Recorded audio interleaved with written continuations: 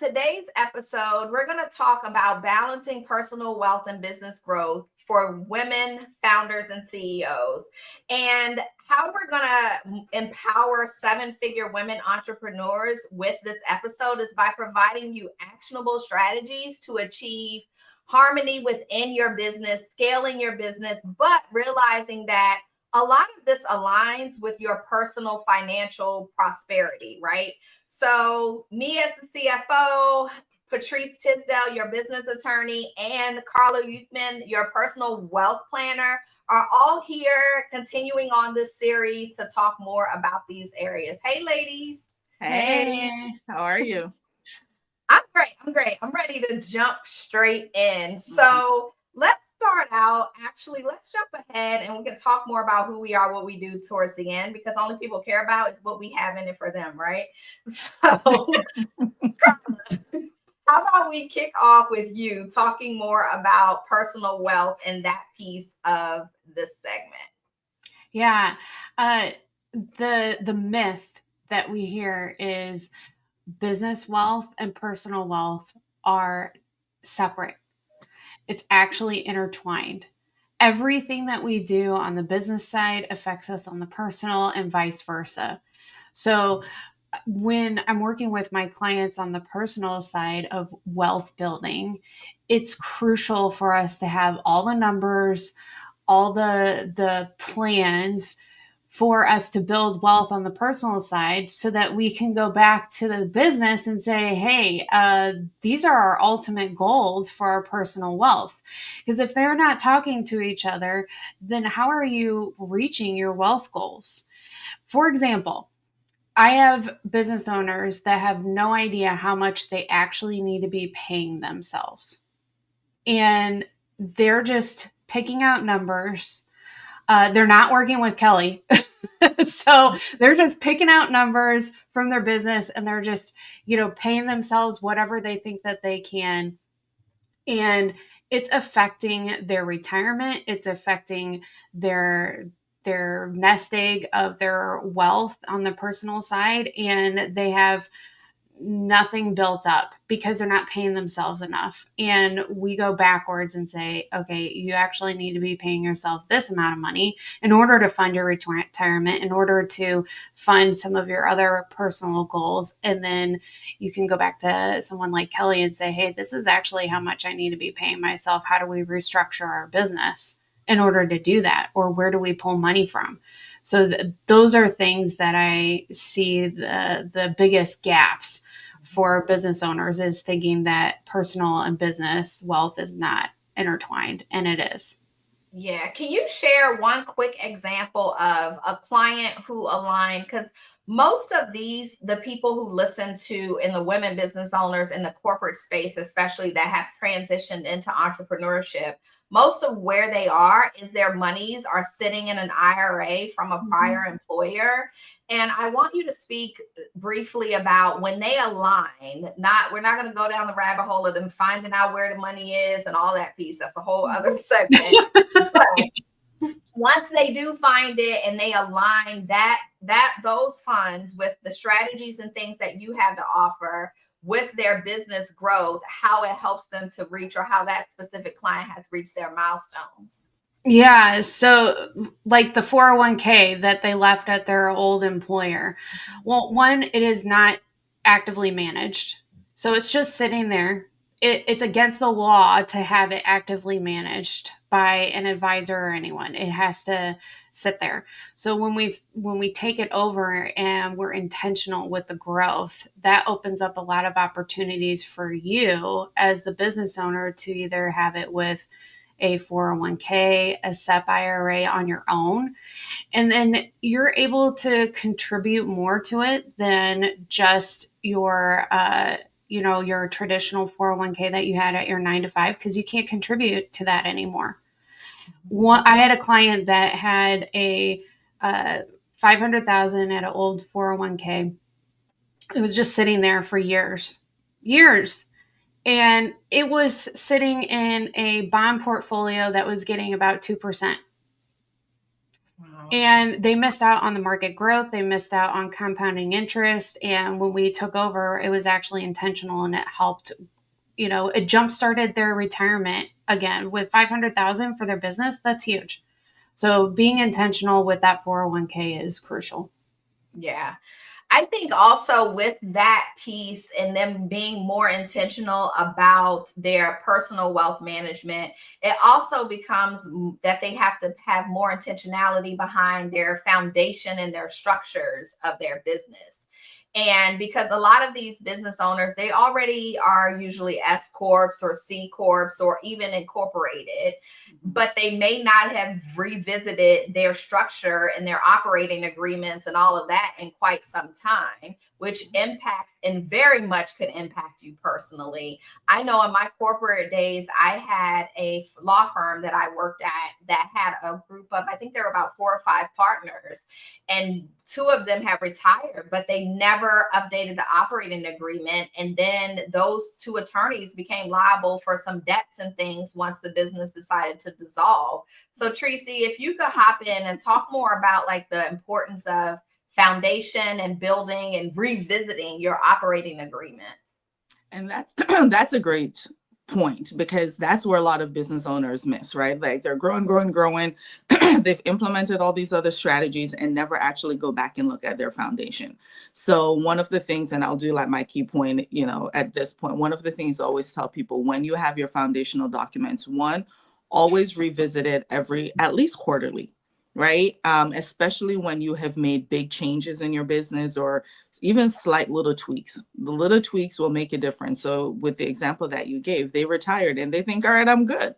And they were probably still collecting whichever, payment or pension or equity from it in their retirement, but never thought about the liability that attaches to them still collecting it that way. So your operating agreement needs to address what happens when partnership changes, shifts, and how it shifts. So my key point, what I do with operating agreements, with your foundational documents, I do have a succession or exit, clause that we put in there that I have people think about when I'm preparing it. It's, who do you want to run this business when you decide you're done? If you want the business to continue, or is it going to dissolve? I had a client come to me, we were talking about it, and she was a client for a different purpose, but she had a business advisor putting together her package, and was working with a wills and trust attorney, and did not have anything in her business about what should happen with their business if she passes away, or if she if she decides to retire. So I told her, I'm like, talking to that attorney, you should also talk to them about this and having that clause in your operating agreement, but have your trust documents or your wills document reinforce that or reiterate that. And she was like, I didn't know you could do that. And she went back. The attorney said nothing to her. And this is an attorney that is planning succession. So she went back to that attorney and asked, and he's like, oh yeah, that's something we could work through that. Like, he paused for a moment because he didn't think about it. But then it's like, oh yeah, we can work through that and put it in. And she came back and she's like, I never would have I wouldn't have thought about that. It's not a question that I think about. So it's making sure you have someone that understands strategy and think ahead, and not just thinking about the immediate problems to fix. I absolutely love that you gave that client example, because it gives the reason why the 3 of us are together. And I don't think that you did that intentionally, but it does. It's the reason the 3 of us are together, and we're branding a business that will come with all 3 of us packaged on a retainer into one thing, because that's the whole point. We're in this to support the CEO and the space of acceleration growth of their business, and they're not going to know the right questions to ask. It's just like all 3 of us have our lanes, and I wouldn't know certain questions to ask in the wealth planning side, or even in the attorney or general counsel side either.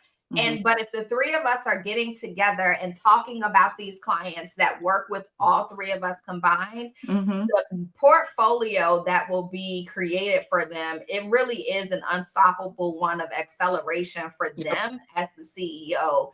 And it's all encompassing. And people don't realize that it's not just about the business and it's not just about you personally. When you are a CEO, it all blends, it all becomes one, and it can become very muddy.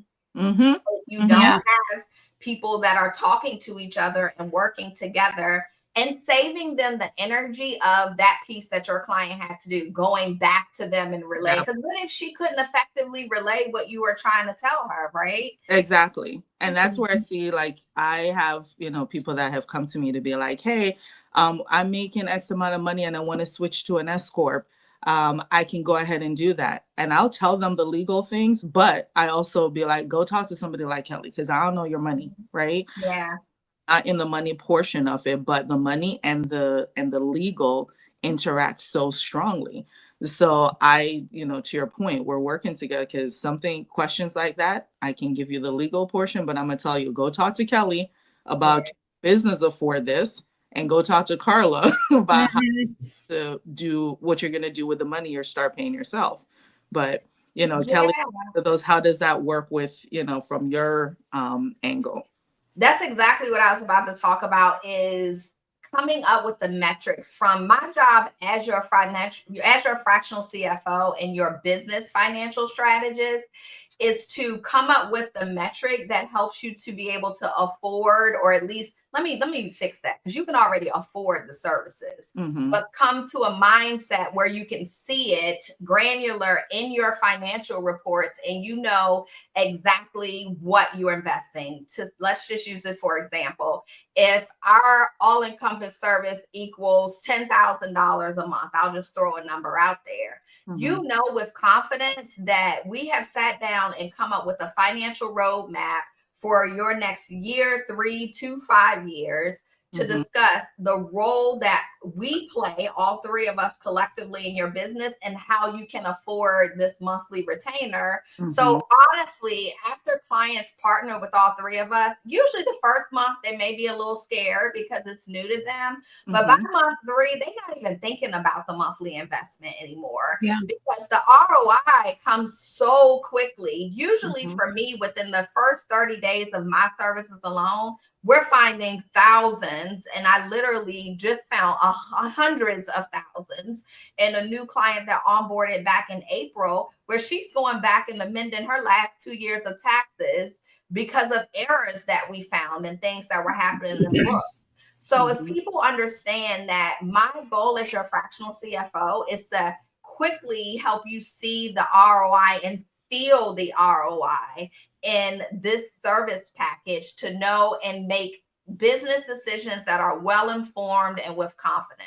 So it's a very important piece of the puzzle to have a fractional CFO, because even if we're not in it to immediately send you to a Carla or Tracy, we're building out the plan, because your goal is you need a wealth planner and you need an attorney on retainer.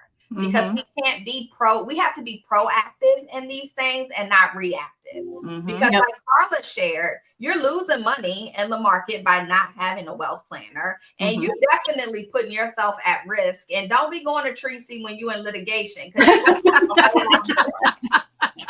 so my goal is to help you get to the roadmap so these things are structured and planned out in your business.